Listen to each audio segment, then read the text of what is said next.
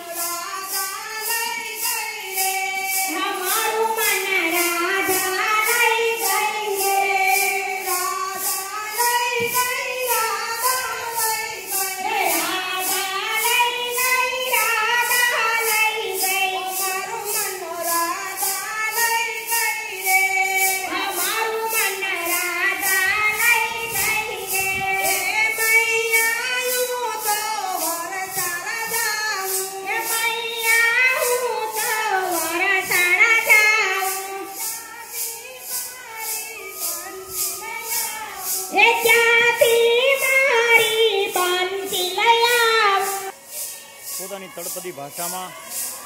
ભગવાન શ્રી કૃષ્ણ ચંદ્રમણીને સુંદર મજાના જ્યારે ત્રિદિવસીય મેળાની અંદર એ ભગવાન શ્રી કૃષ્ણ ચંદ્રમણીને રીઝાવી રહ્યા હોય, ગોપી મંદિર હાથમાં કરતાલ લઈ અને